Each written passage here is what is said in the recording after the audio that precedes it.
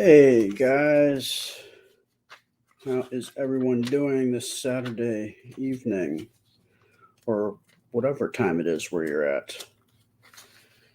So, today I'm going to be reminiscing about a time with my mom since it's going to be Mother's Day tomorrow. I thought that would be apropos. Oops, gotta turn this thing off. Sorry. All right. So let's see. Hey, how's it going, Evan?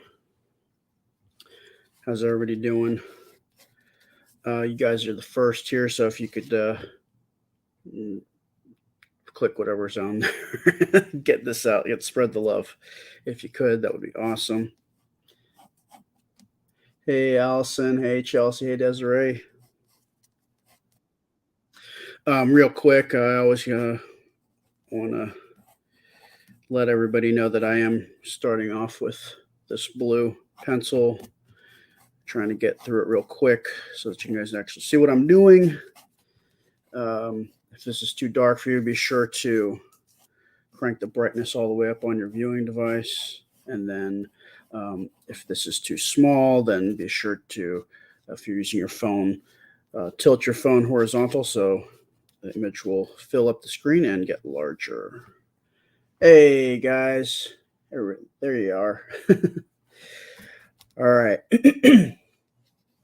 So yeah, let me just get through this. I'm just trying to lay out all the lines real quick. I've been using this as a crutch, I think, a little bit too much, and kind of doing all my detail in here when I should just be kind of blocking in where everything is. So right now I'm just getting that all taken care of so I can move on. Thanks, Betty. Hey, Emma. Hey, Michael. Hey, Laura. Thank you, Michael. So, does anybody have any plans for tomorrow, or do you have any fond memories of mom? If so, love to hear them. So, let's see. Sorry, I just had some ice cream. All right.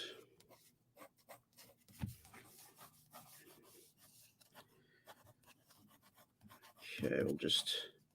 Hey, James. Thank you, Chelsea. Ronnie, you're going to church tomorrow. Nice, nice. Thank you, Chelsea. So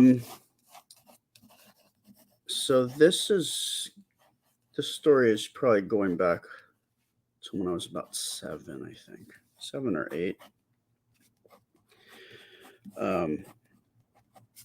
But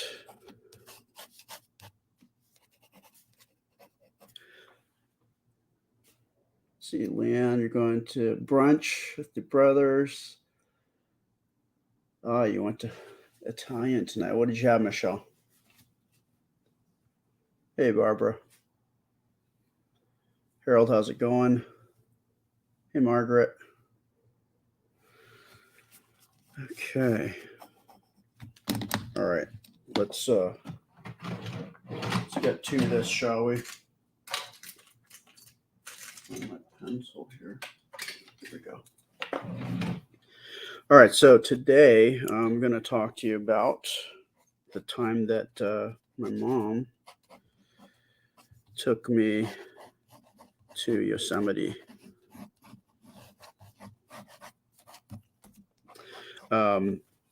So yeah, I think it was about, I'm gonna say 7, maybe 8.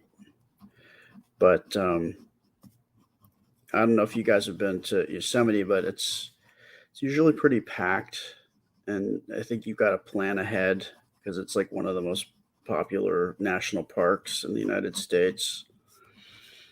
But back when I was a kid, you could just go, and wasn't as wasn't as crowded. I mean, it was definitely popular and it was definitely crowded, but not to the levels that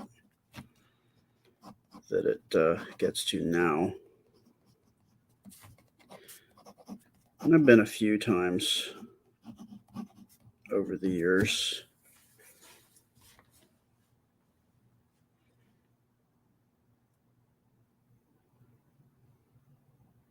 Oh, Laura, I'm sorry.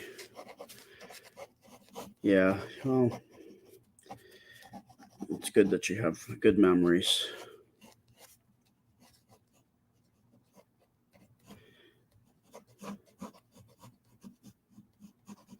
So I'm just laying out the lines here for.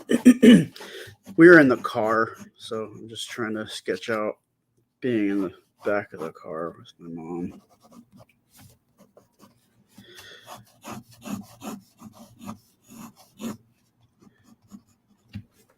Hey, Pam.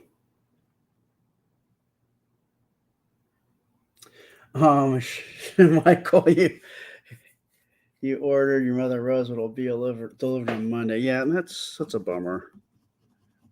But it just as long as it gets there.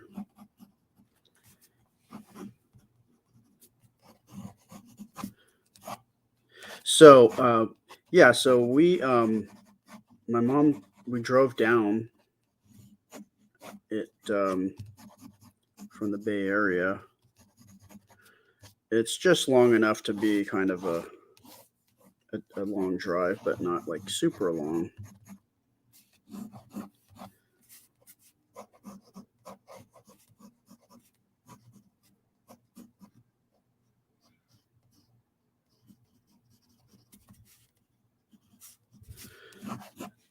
But and we camped in a tent when we were there, so it wasn't like we had to book any like cabin or anything like that. But I remember driving out there. It was a long drive, and we saw a lot of stuff. And this particular time, we actually were crossing. We were in Yosemite in the park, and right when we were driving, we had to stop the car because there was this like coyote that I think it was a coyote. I don't think it was a wolf. It was a coyote, I think. And yeah, I don't think wolves are in California, or at least they weren't back when I was a kid. I don't think they had come back yet.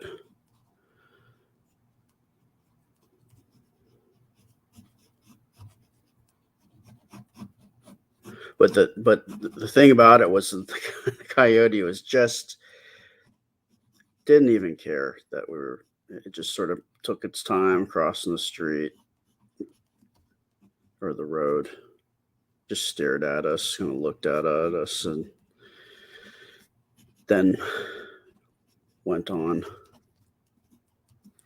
But it was pretty cool for me to see. I'd never seen that. And then the interesting thing is that since that time, coyotes have completely returned to the Bay Area, so much to the point where they're in the suburbs and they just trot down the street in the middle of the day and they go after people's cats and dogs and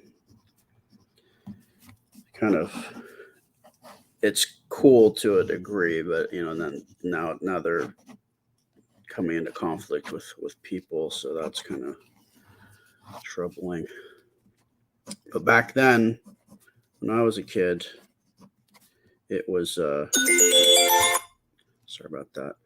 It was definitely pretty amazing to see a coyote, and so close too.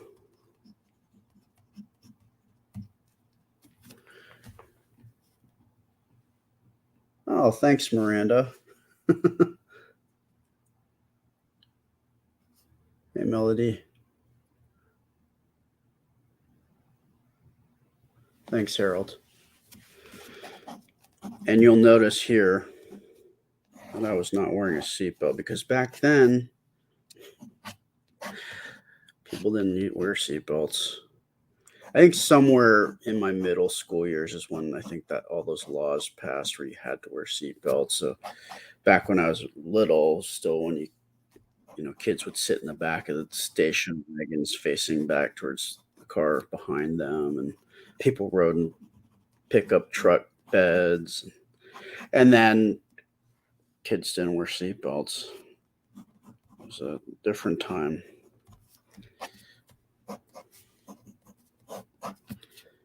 And I remember it was around middle school when all those laws started passing. Because I remember my mom always yelling at my grandma to put her seatbelt on. My grandma never put her seatbelt on.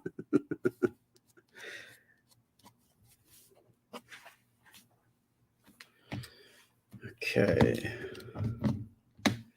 Let's see.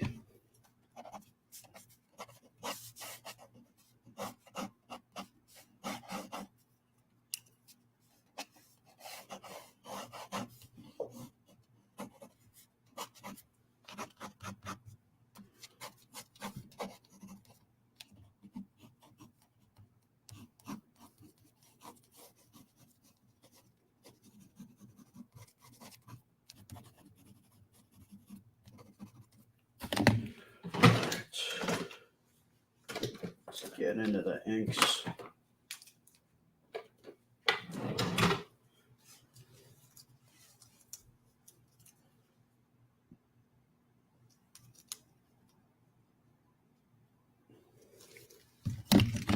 Oh, Loki sent you flowers. Sharon, that's very cute.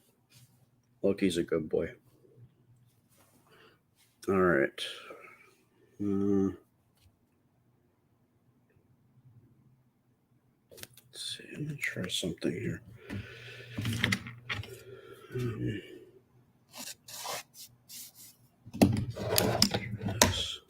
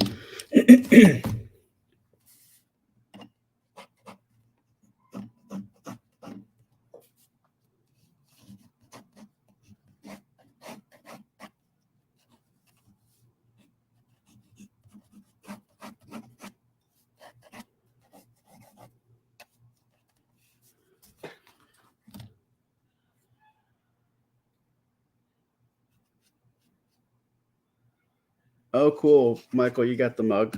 Nice. All right.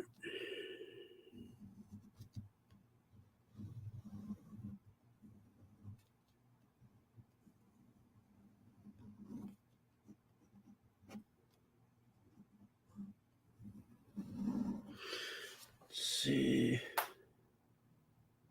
Deb says, when I was a kid, cars didn't even have seat belts. If I was in the front seat, mom's arm was my seat belt if she had to stop real quick.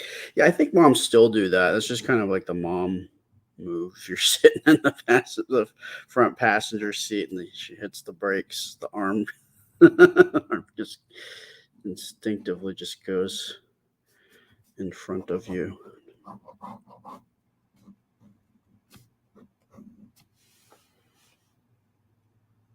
Leanne, you've been to Yosemite, right on.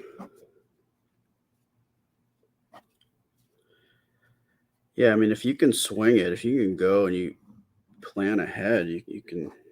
It's definitely a place you should visit if you like going to national parks.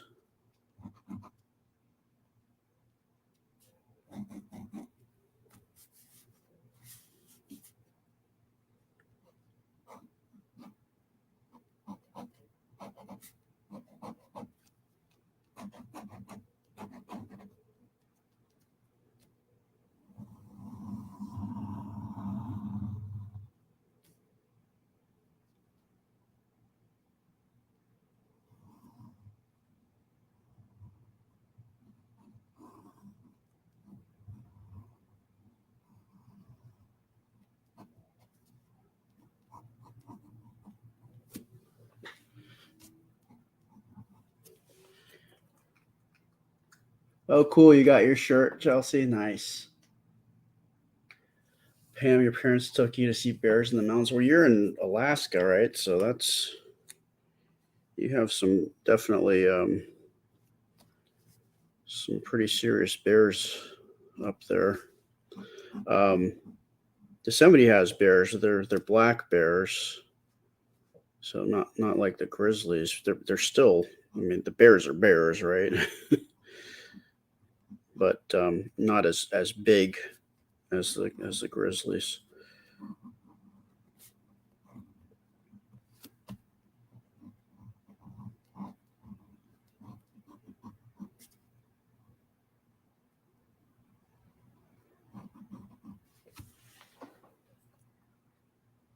Thank you, Gina.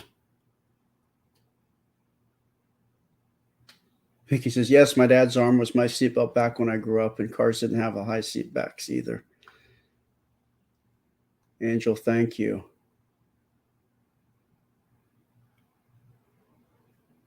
Oh, cool. Sharon says, one of my favorite childhood memories of my grandparents' Vermont, watching the trees being tapped for maple syrup and going back to the sugar shack to watch it happen. That's cool. I love maple syrup.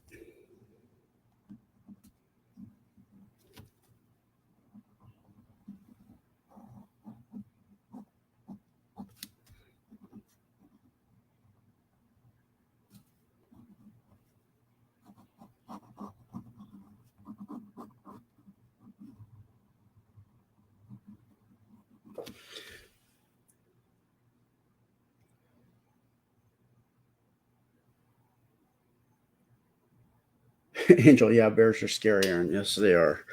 Um, I used to go backpacking up near Lake Tahoe, above Lake Tahoe, and we stopped going pretty much because a lot of those problem bears. Like, so a lot of the bears in Yosemite, they become habituated because people feed them. They're not supposed to feed them, but they feed them, or they just leave their garbage around, and the bears just get a used to being around people, and they get a taste for human food, and it's a lot more easy to get.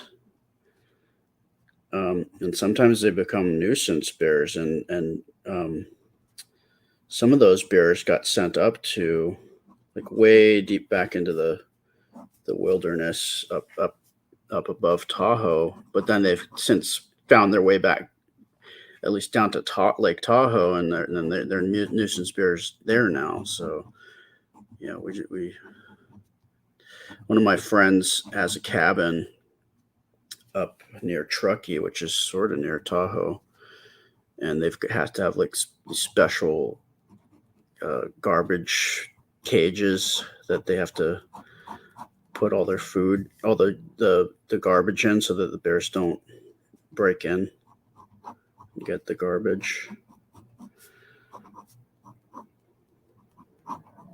So yeah, it's become a problem just because people fed fed the animals, and that's kind of the same deal with the coyotes in the Bay Area. They're used to getting easy meals from the little dogs and cats in the neighborhood that people just let run around, and then also probably get into garbage too. So that's why it's really important not to feed wild animals. It just brings more problems, and ultimately the animals are the ones that pay for it, because if they become too big a problem, then they usually get destroyed. Just sad.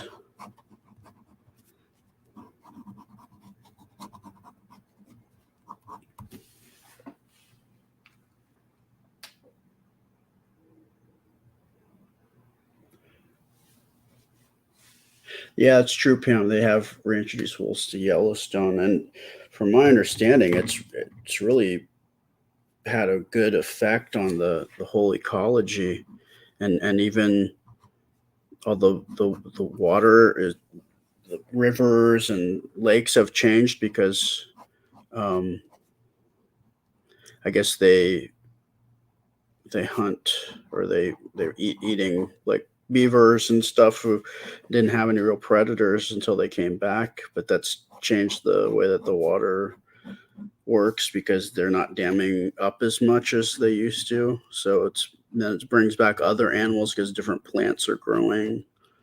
So wolves are very important to the whole ecosystem. I mean, all animals are, right? I think the only animal that's not good for the ecosystem are human beings. Like we've taken ourselves out of the ecosystem, and then we just cause problems and just suck up all the resources. Just it's kind of sad. It's really sad, actually. Hey, Jennifer.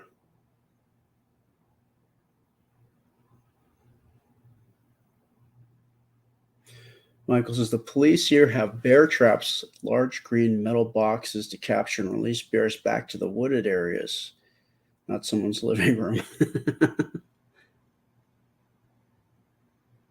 Because I lived in Colorado, the Rocky Mountains near Aspen, I had bears in my front yard at night. They are so smart. They took our garbage can and then they put it back again. Well, how thoughtful of them. Maybe they knew, like, oh, it's like a magic food box, but we've got to put it back so that they put more food in it for us. I love it. All right. Just put some thicker lines around the main subjects.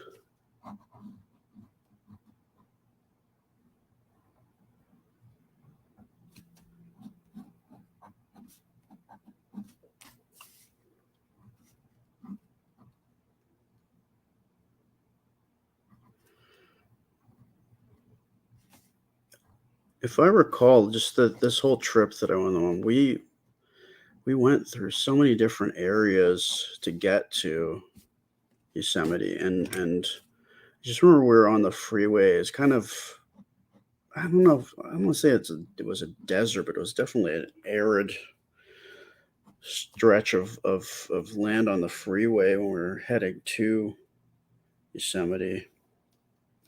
And I remember that there was a car driving next to us, and it was like a replica of the Dukes of Hazard car, the General Lee. I was like, oh wow, it's a Dukes of Hazard car. It's funny. All right.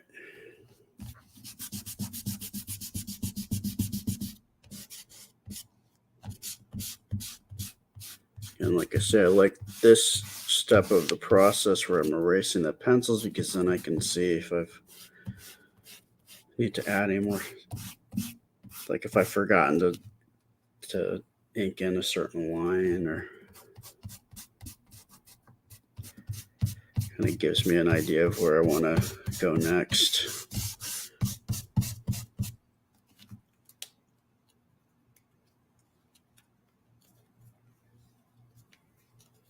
Thank you, Martha.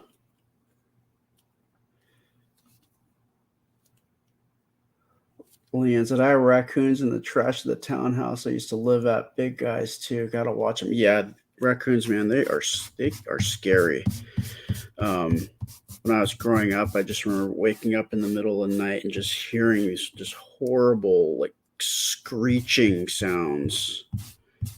And it was raccoons outside. And I think it was like a mom raccoon, and she was like yelling at her kids to fall in line, snarling. And probably one of my scarier interactions with a raccoon was one time I was walking out to my car. It was late at night, and I round a corner, and the second that I come around the corner, a raccoon is like running towards me. I think it was running from something else, and I just froze, and it saw me at the same time, and it I had never seen You know how raccoons kind of like a big butt, like it kind of fishtailed and it spun around, like did a 180 and ran back the other way.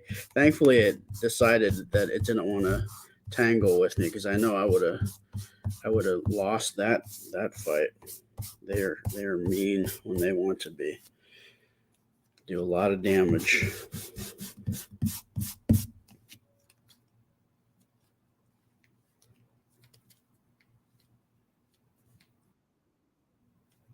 Thanks, Johanna.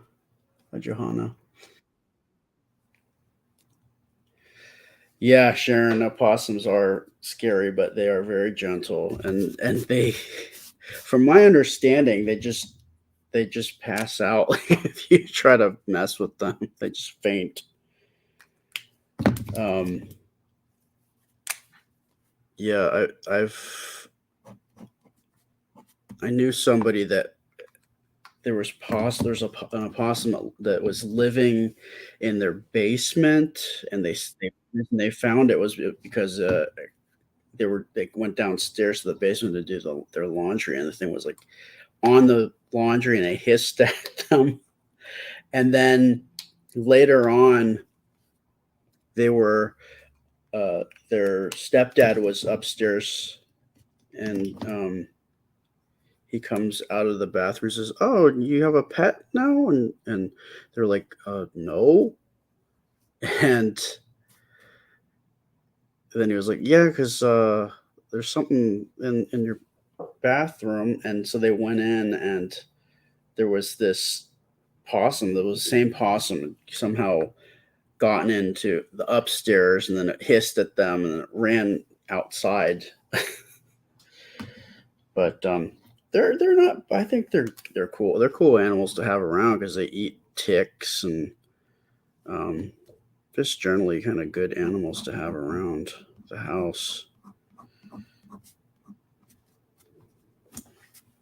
All right.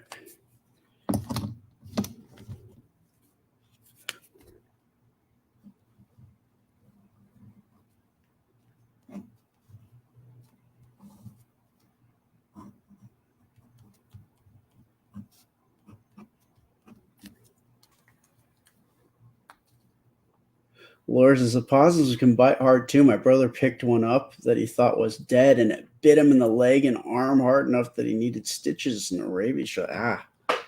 Yikes! Yeah, they definitely play dead. If you remember, I told a story one time about how I accidentally caught a skunk trying to catch a cat. Well, another time I caught an opossum by accident, and the thing looked like it was dead. So I just opened up the the little the door to the trap, and I left it. And then when I came back, it was gone. So it was definitely playing possum.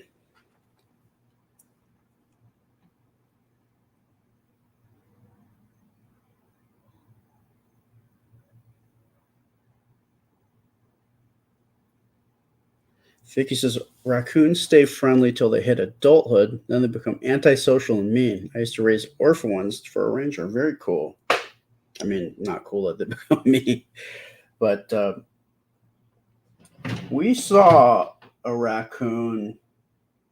Anna, Nana, and I saw a raccoon at this wildlife place, and it was in like a little enclosure, and it seemed very playful, so it must have been young because it saw us and it was like kind of dancing around and following us and from inside of its enclosure. It's very cute. All right, let's get into these inks here.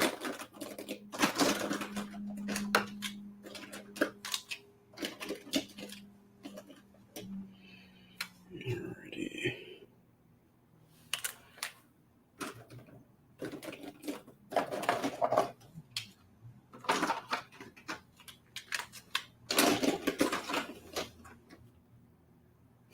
Shalene says, I saw a few years ago, I saw a coyote poop out in our apartment yard. I went outside, took pictures of it on my porch.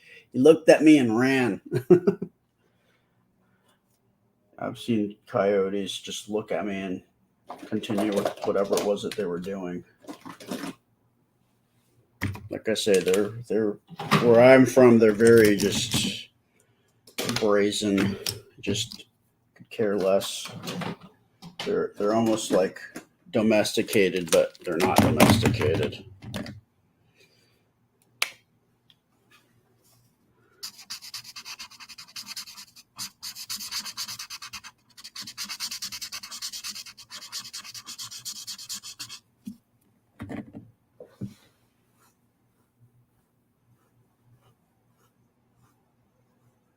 Tina says, my cousin and I used to bottle feed baby raccoons that were abandoned.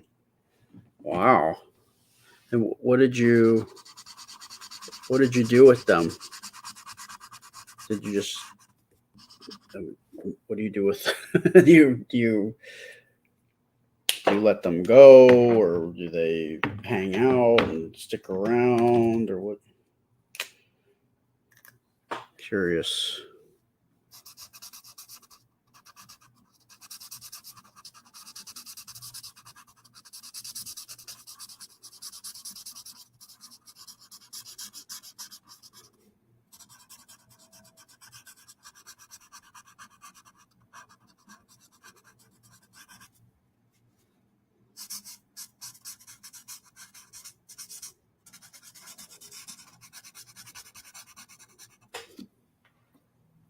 Thanks, Courtney. Michael waits for her to turn around and check. I'm not driving. Mom is. That's great.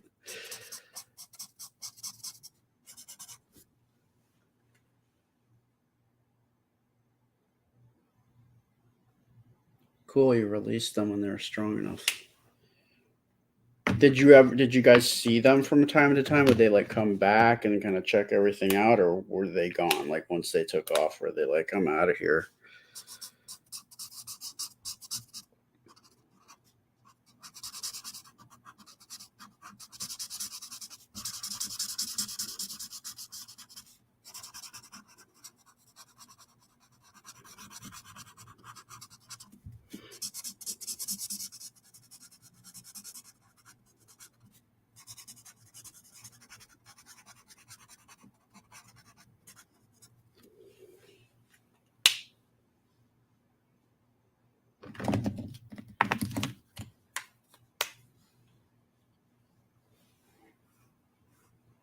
Oh, Vicky says, mine were returned to the wild when they were old enough. We had to teach them to fish and dig for food. How did you teach them? Like, how do you show them like how to do stuff? Since you don't exactly look like a raccoon.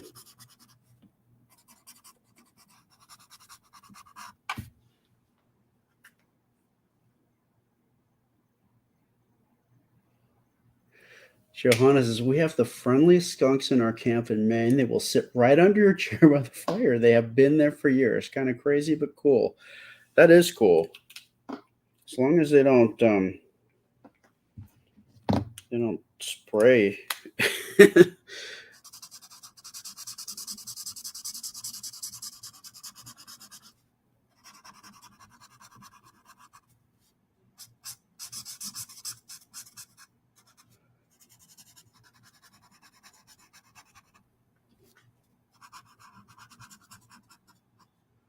I've seen video like trail cam footage of maybe some of you've seen this of possums and skunks like kind of like cartoon characters like fighting each other, but like it was I think a skunk was was just drinking water in a pond, and this possum comes running up from behind and shoves him into the pond and then like trots off.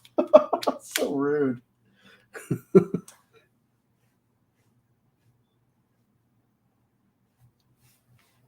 Thanks, Tanya.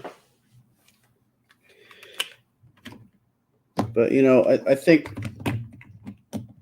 it was really cool going. My mom, you know, we didn't have a lot of money, but like she would save up and take us places. So I mean, it was really special. You know, I just always remember that.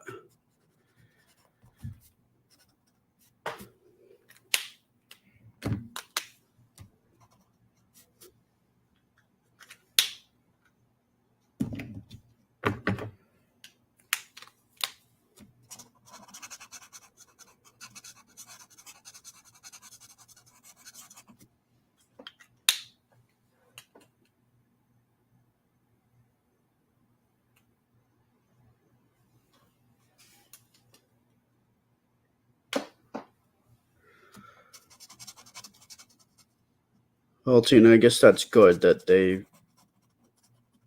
would just take off because then they won't be dependent on people.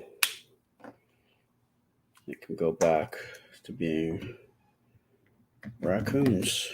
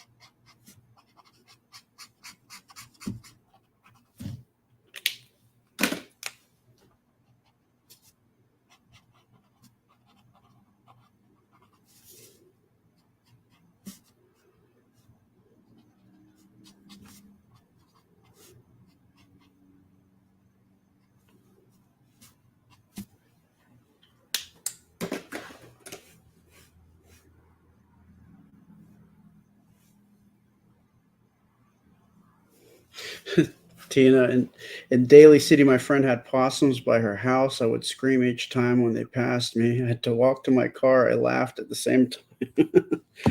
Daly City, that place is very foggy near the airport.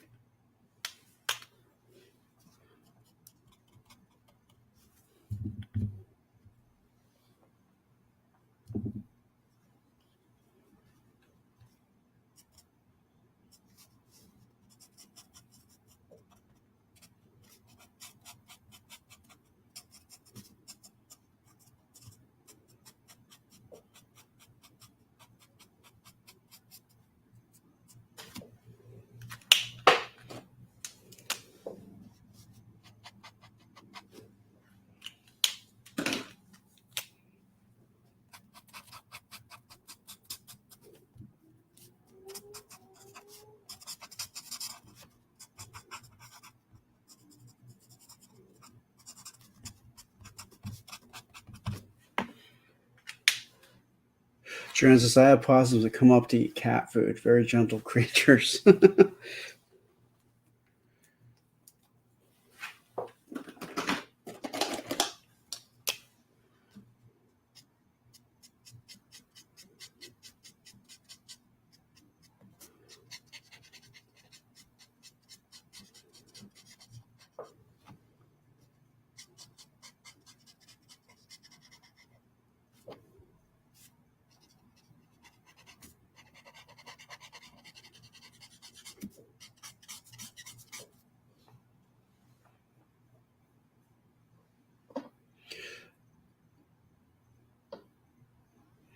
Oh wow, Michael, you had a, your mom had a Pinto, and those things are scary. Yeah, I'm glad you guys didn't blow up.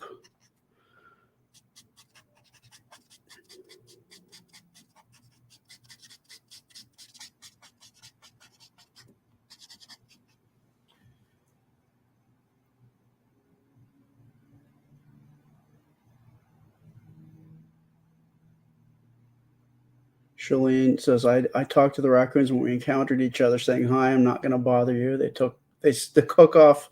They took off and they saw me as no threat. That's good.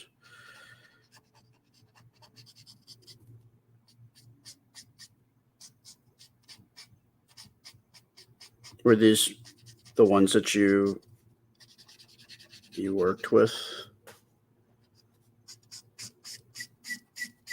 So wondering if like somewhere they kind of recognized you.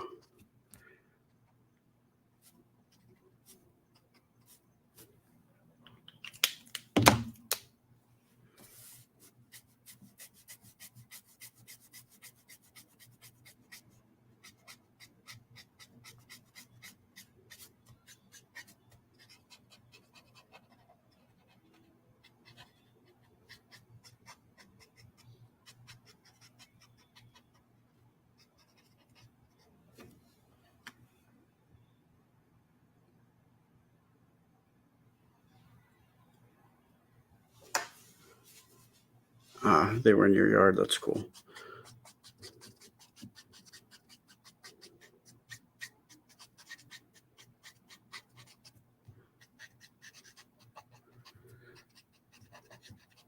Yeah, the coyotes that are in the Bay Area, they at dusk they usually like all meet up and start barking at each other. And my my mom was telling me that there's a gang of them that at dusk they all meet up underneath the street lamp and you just hear them yipping and barking at each other, and then they guess they're coming up with a game plan for the evening or something because they disperse after that.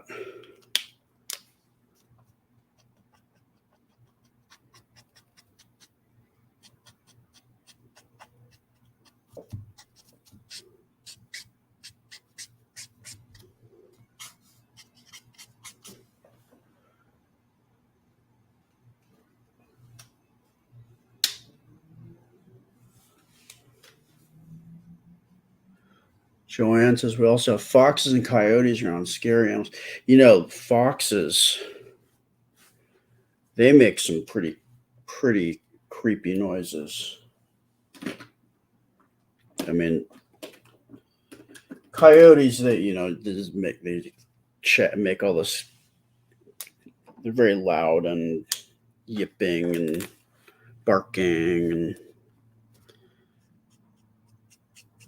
raccoons make pretty scary noises when they're squabbling. But um,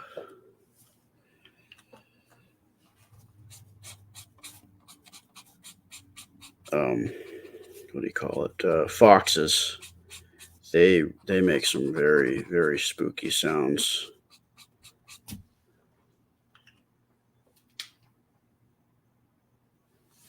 Linda says, Aaron, you're a great artist as well as a multitasker as you draw, tell stories as well as read comments and respond.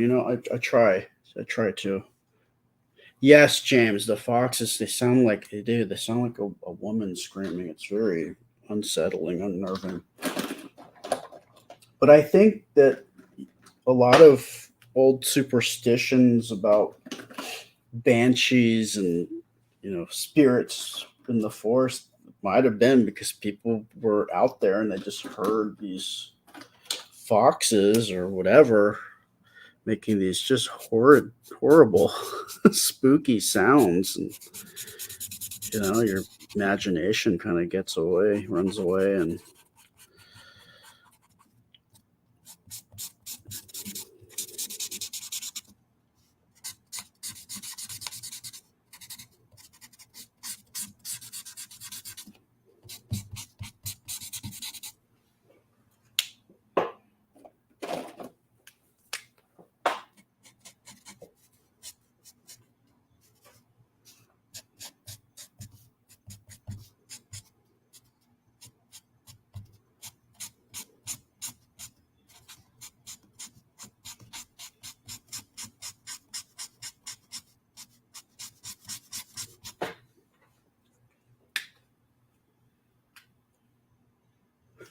James says, I grew up as a city kid most of my childhood, and I'll never forget when we moved to the country, and I heard the first one, and it freaked me out. I'll bet.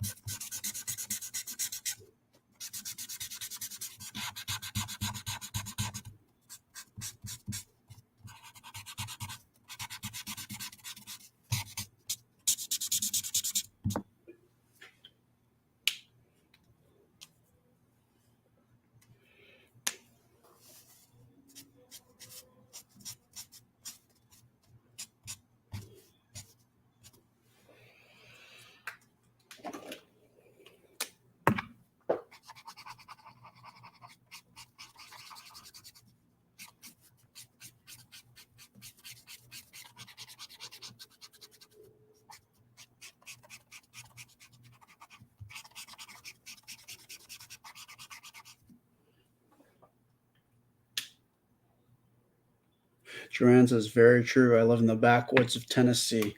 It gets crazy out here. So I'm curious, any of you folks that live in the South, out in the woods or mountains, or do you guys ever hear any stories about like the about boogers, woolly boogers, or catawampus? Any of you guys know those old tales about little creatures, Bigfoots, and large wildcats? I heard that how they have the around a lot of houses out in the woods. They've got floodlights that go on. That might be like motion detector, or that you can just throw them on. But I heard some people call them booger lights because you use them when you hear boogers outside.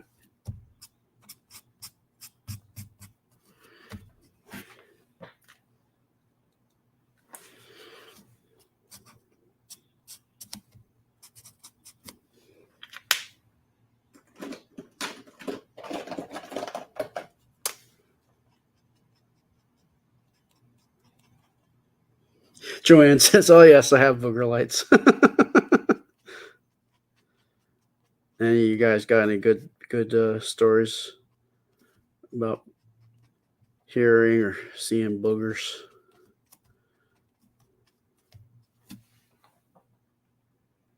Yeah, Sharon. Yeah, you got the Jersey Devil right near you because you're in the Pine Barrens.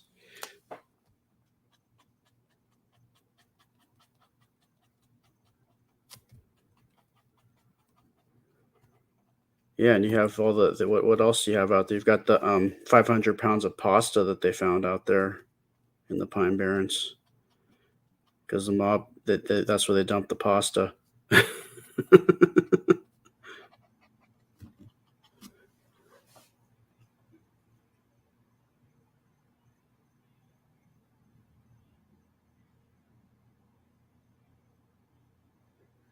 Michael says, Bigfoot doesn't worry me. I'd probably just show them the site where I get size 18 shoes.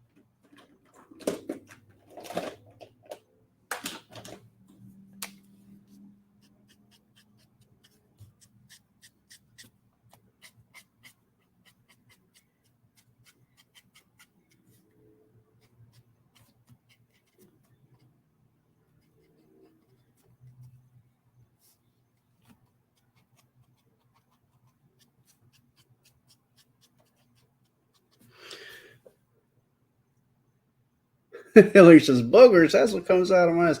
Well, and some parts of the South they call Bigfoot boogers because it's I guess it's kind of a regional comes from derived from the term boogeyman.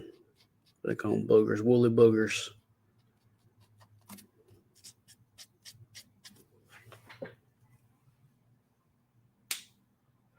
Leanne says, I saw a Black Panther on my babysitter's farm and all the tall grass.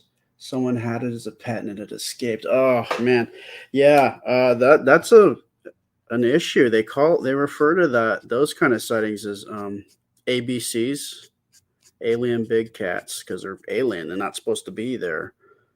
But there's all sorts of sightings of people see, you know, big cats that aren't supposed to be there, like they're panthers or um, leopards, or they're animals that they thought were no that there's thought to be extinct in those areas, but there's a few of them that are still around, wandering around. Here we go. I knew this would happen. I took too long. All right. So I'm trying to keep this to like 40 minutes. But all right, let's see what happens here. Okay. All right. Here we go. Oh no. Ugh. Why are you doing this to me? This is fully charged. Maybe the camera heats up after a certain amount of time. Maybe that's what's going on. I don't know. But this might be it if I can't if it's gonna all right.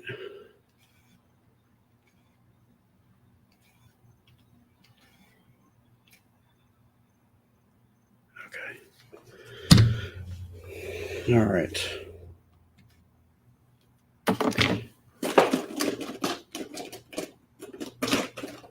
Gotta wrap this up here.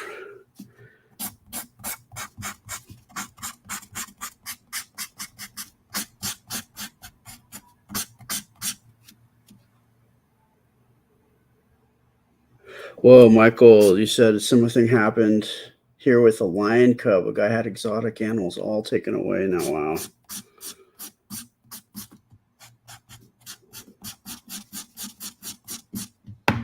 There's certain states where you can just have exotic animals. I think Florida might be one of those places.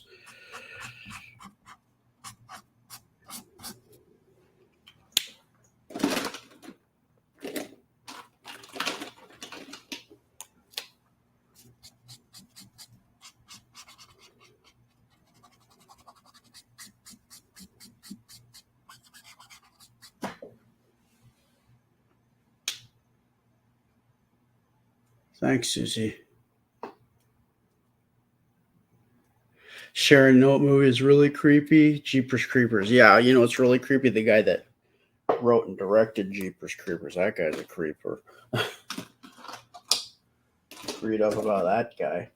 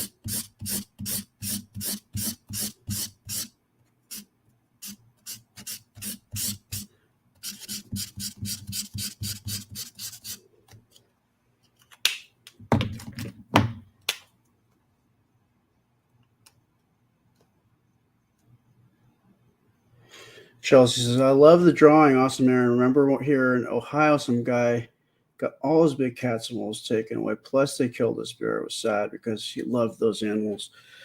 And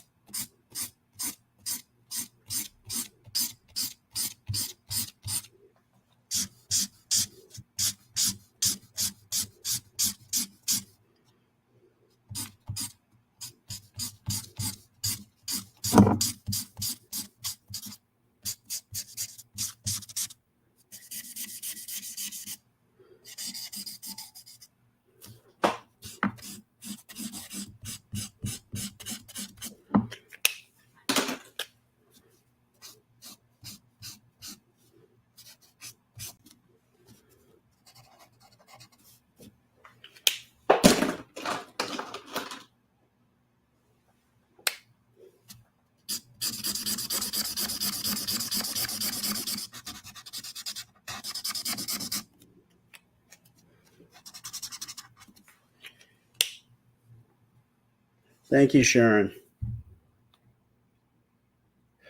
James in Ohio, we also had the guy who led his 18 tigers, 17 lions, 8 bears, 3 cougars, 2 wolves, 1 baboon, 1 macaque, and loose in 2011 made internationals. Yes, I remember that. That was awful because all those animals, I think, got destroyed, or a lot of them did. It's really sad.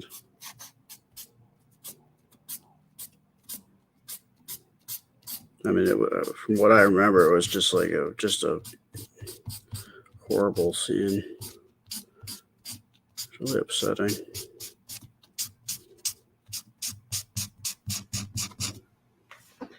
Thanks, Carol. Hello, Jamie.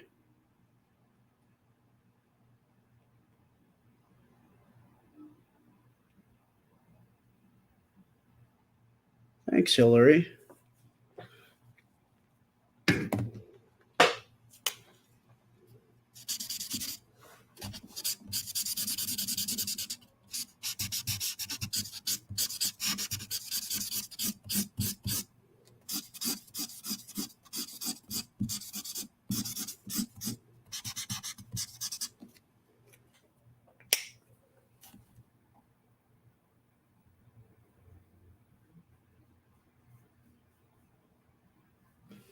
All right, I think this is coming into the home stretch here.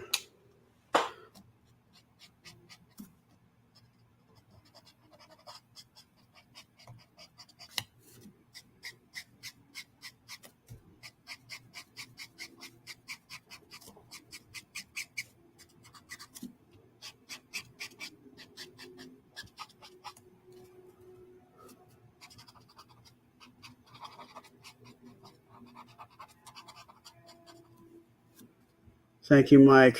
Thank you, Jamie.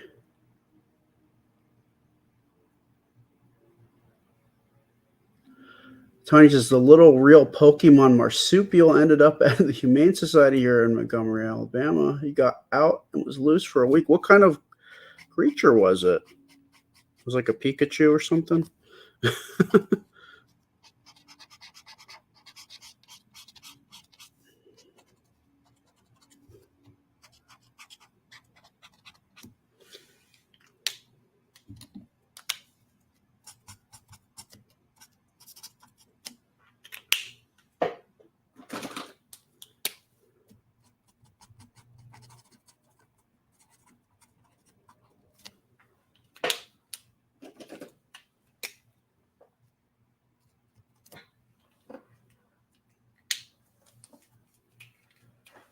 Good night, Harold. Thank you. Thank you, guys. Thank you, Linda.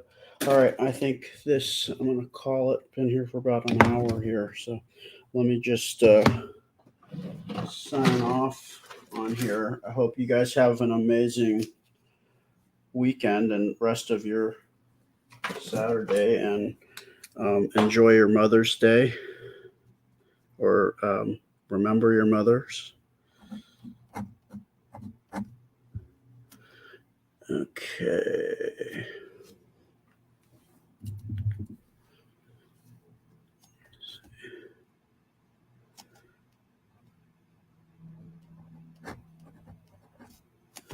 All right, guys.